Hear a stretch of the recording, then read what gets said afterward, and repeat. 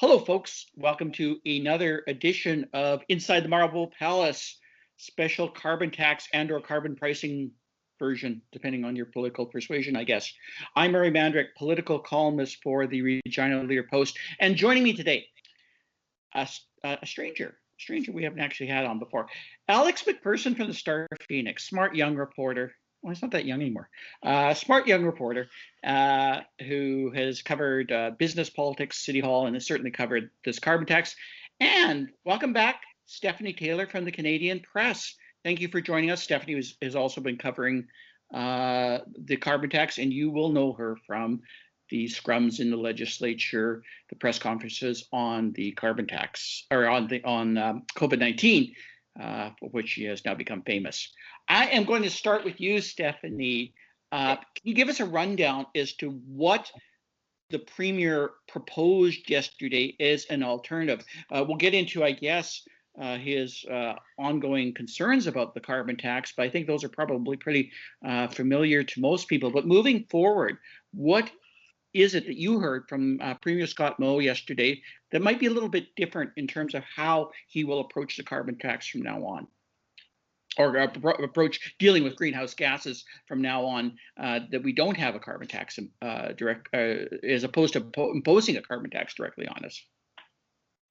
The big policy shift yesterday was that he's going to introduce a carbon price in Saskatchewan, which is the first time those words have ever been out of his mouth.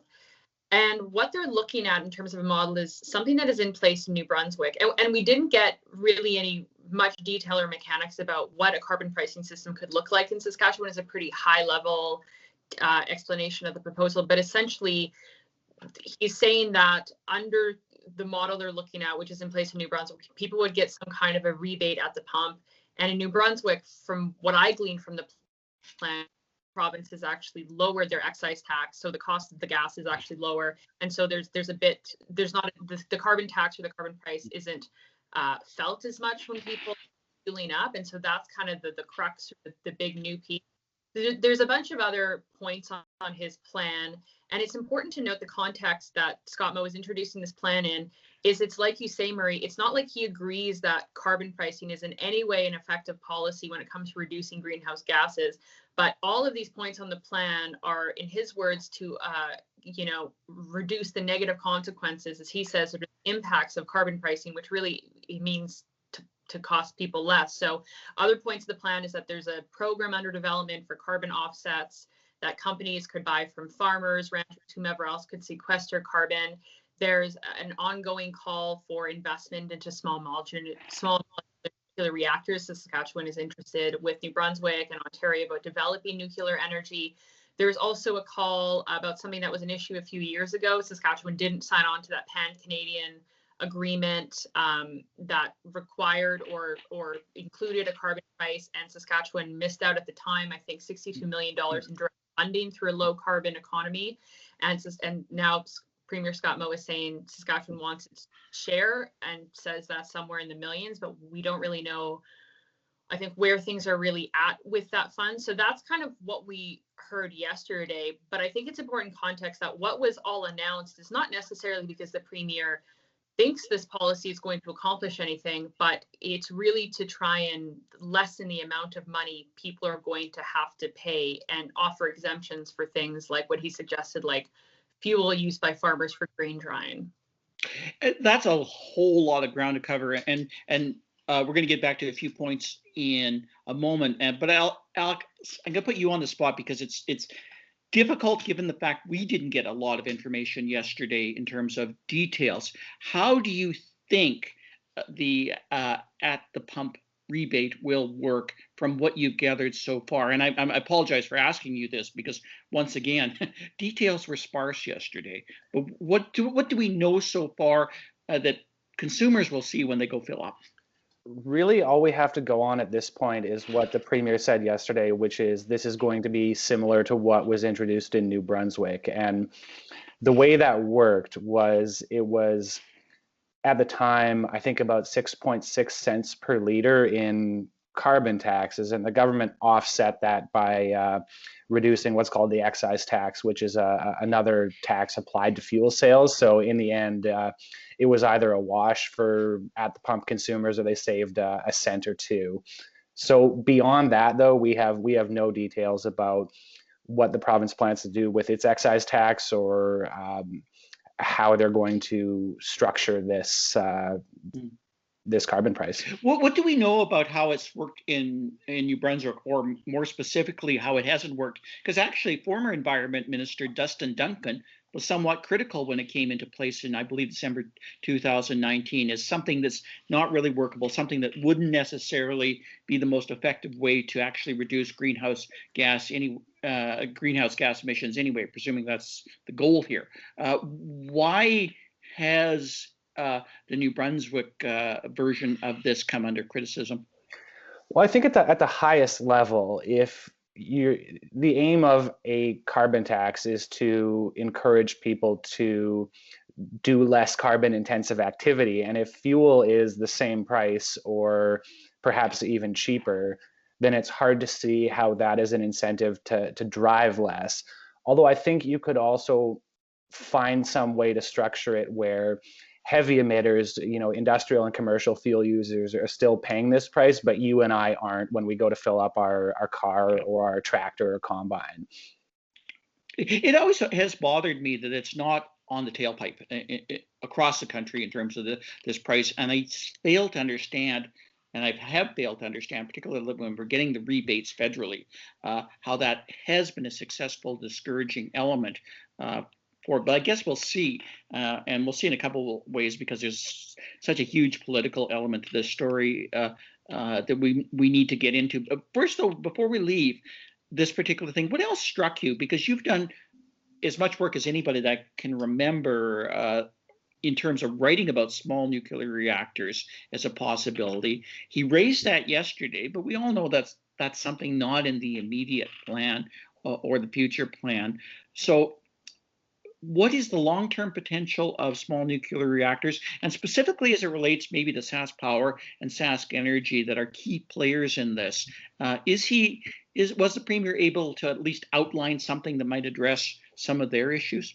Well, the Premier didn't say much that was new, apart from we're going to ask Ottawa to support what the provinces are already doing. And recently, the feds have signaled that nuclear energy is going to be a part of the clean energy future. So if you accept that, that's certainly an impetus for them to get involved. But I think it's worth remembering here that this technology is years, if not decades, away from being on the ground in Saskatchewan. Will I be old enough to ever see it? Or will I ever see it at my age? This is a trick question. You might. It really is. Well, we're talking 10 years. We're talking 15 years, I guess. 10, 15. And the other thing, too, is there's no indication that Saskatchewan is necessarily the best proving ground for something like this. They'll probably be rolled out slowly, tested, but we're looking at a long time. So it sends the right political signal that we're interested in nuclear as part of the clean energy future, but it's, practically speaking, not going to change anything over the next decade or two. Stephanie, this was all about politics from at least one vantage from the Premier, because it so supported his own political agenda related to what they ran on in the provincial election, and it certainly is supporting Erin O'Toole and the federal Conservatives' position. Was it a bad political day for Scott Moe yesterday? It's hard to say, because I think his overall feeling towards the carbon price or carbon tax, the policy hasn't changed. And what he is pitching to people is a made in Saskatchewan plan that is more responsive to industries, is more unique to our situation. It wouldn't be coming from Ottawa. And it would be, as Alex has outlined, giving people a bit of an upfront break in cost. So I don't know if his supporters or anyone is going to be seeing this as a loss for Saskatchewan. I mean, I think he has communicated over the past few years that he is standing up for Saskatchewan. That's a big tagline of his, and he defended the decision to spend the money it did take to take this all the way to the Supreme Court, and said, look, this was a fight worth fighting for. 2/3 of people in Saskatchewan do not like a carbon pricing system. They don't like Ottawa imposing one on it. So he was very unapologetic about representing the people who were opposed to this tax, or this carbon price, whatever kind of vernacular you want to use for it. But I think a question now is, does Ottawa go for it? Because the carbon pricing system, I mean, it works because there is a minimum, but then Ottawa has signaled in December that that minimum is going to be increasing. And even in his comments yesterday, Federal Environment Minister Jonathan Wilkinson said the national minimum standards needs to be strengthened.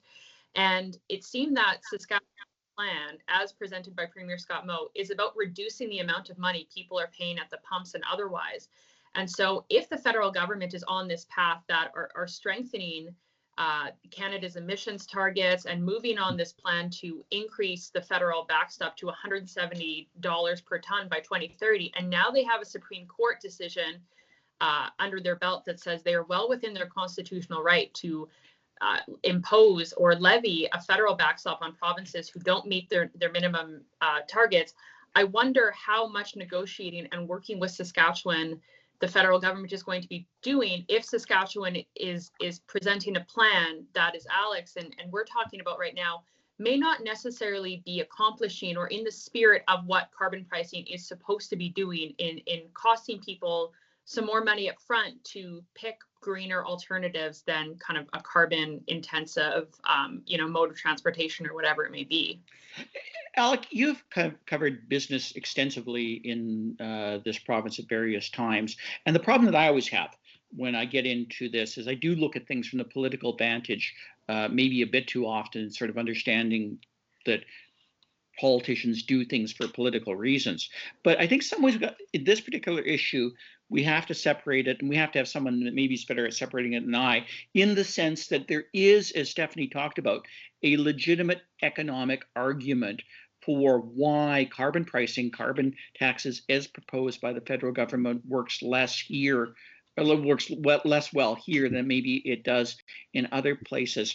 Can you speak to whether that sense of Saskatchewan being different in that way has been somewhat overblown, or has the federal government sometimes not recognized our uniqueness that was the point that Scott Moe again hammered home yesterday?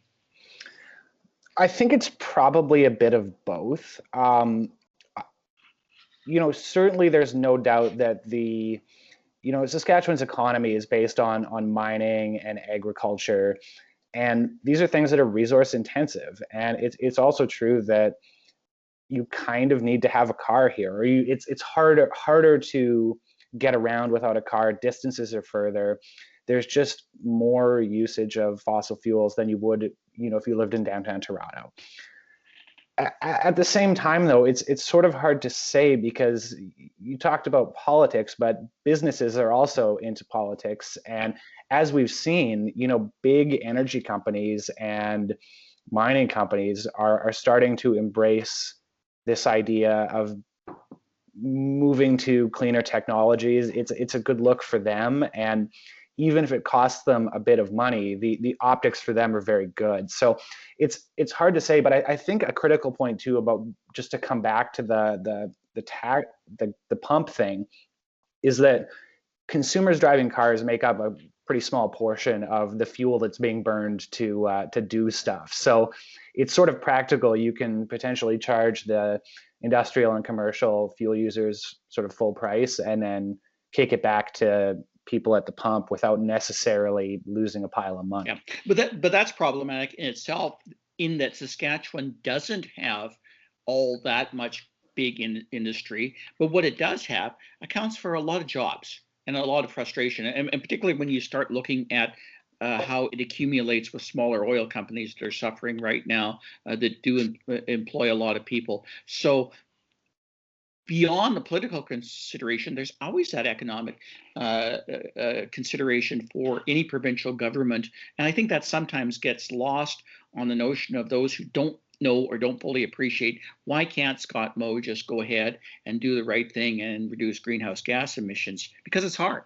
It's hard to do that here. Yeah. And I don't. Oh, sorry, Steph. No, go ahead. Either one of you. I'll start with you, Alex. Sorry, go ahead. Yeah. I was just going to say it's no surprise that grain drying has become an issue on this because it's a super fuel intensive process that is necessary to get Saskatchewan grain, onto rail cars and off around the world. So we've seen farmers, come with bills that are many, many times what they were spending previously. So these guys are getting dinged, and that's a real effect of this. So it's no surprise that has sort of become the key issue, and there are surely other examples of that as well. Well, absolutely. Like it's so easy to think of it from one simple perspective. I'm sorry, Steph, I didn't mean to interrupt you. Please carry on with what your thought was going to be.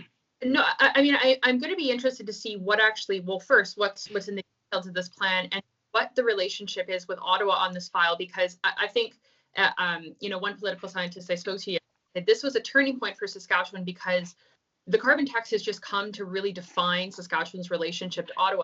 And yes, there is a carbon pricing system that is going to be pitched according to the Premier, but I'm interested to see what Ottawa does on SMRs or funding for CCS, carbon capture and storage for coal plants down in southern Saskatchewan around Estevan, about this carbon offset program, which to the point you're kind of suggesting, Murray, that seem to give some credit to farmers and ranchers and people who are using technology, who are adapting and seeing how that can work with companies that are looking to reduce their own, to meet their own emissions targets. But going back to the politics side, one thing I didn't hear yesterday, which Scott Moe has always talked about, is elections. And this is a minority government, and there's speculation that an election could be this year.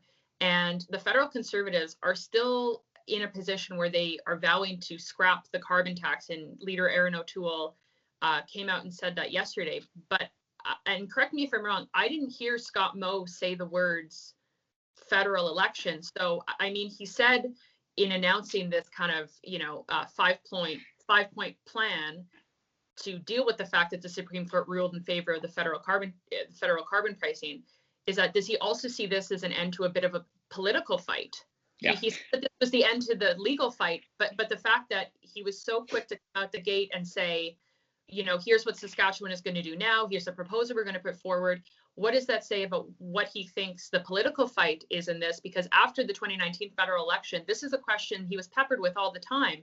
Not all the time, but a fair bit of like, well, look at how many Canadians voted for Prime Minister Justin Trudeau and the Liberal government, and they ran on the carbon price, and that was a signature policy of the federal Conservatives. And at that time, Moe was not giving up any ground and said this issue is still very much alive politically. And the fact that didn't necessarily come up yesterday, and correct me if I'm wrong, I wonder what that says about where he's thinking about things. I don't think you're wrong. What I found interesting is that he didn't do that, and maybe wisely chose that this would not be a good day to be completely partisanly political about any issues related to this. However, I did hear him on Power and Politics basically talk about Saskatchewan's part of Confederation for now. That kind of loaded language I don't think is helpful to the Canadian Federation, certainly, and it's certainly in the long term, I don't think right now helpful to Scott Moe if he sincerely believes, or the federal Conservatives for that matter, of which he's a member, because the challenge for both the federal Conservatives in the West, at least, and Scott Moe in Saskatchewan, is the political pressure is coming from the right, the Maverick Party, formerly the Buffalo Party, as such. Are you a little surprised also, Alex, that maybe he didn't get into the politics that much yesterday, but maybe somewhat anticipating he will soon?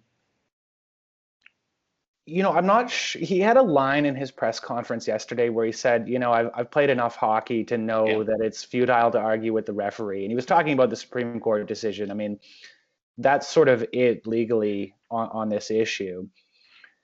I'm not surprised he didn't sort of continue attacking the federal Liberals over this. I mean, that's been his signature from seconds after he was elected to lead the Saskatchewan Party. But he and sort you of asked him about that too. It was a great question in the sense that, like, this is how he's defined himself. Yeah, and I think it was an acknowledgement that, this issue is done. And he sort of teed up something that interesting, that the constitutional lawyer I talked to yesterday said the big legal takeaway from this decision is that it potentially leaves the door open for Ottawa to enact national standards on other issues. And Moe was quite adamant on that. I'm gonna keep standing up for Saskatchewan, again, to use his line. And so I wonder if he's potentially anticipating the next political fight, if what might be on the horizon 6 months or a year from now. I think so. I wish we could talk more about this, but we're kind of running out of time. Before I go, Stephanie, this is your last, likely last Inside the Marble Palace with us. Tell the people out there what you're up to now. I'm going to be heading to Ottawa for the spring and summer and hanging out with some politicians there at a socially distant, safe, at a safe distance away, and in the humidity, which, if there's one thing I'm mostly nervous for, it's the humidity. I have the same problem with my hair too. You will do fantastic, because you always do fantastic. You're a great reporter, as are you, Mr. MacPherson. You're the second MacPherson I've gotten to work with, and I'm not going to compare MacPhersons, but thank you so much for joining us. Thank you for all you guys do, Alex, Stephanie. This has been great. I wish we had more time. Thanks for having us. Murray. Take care. Bye, Murray.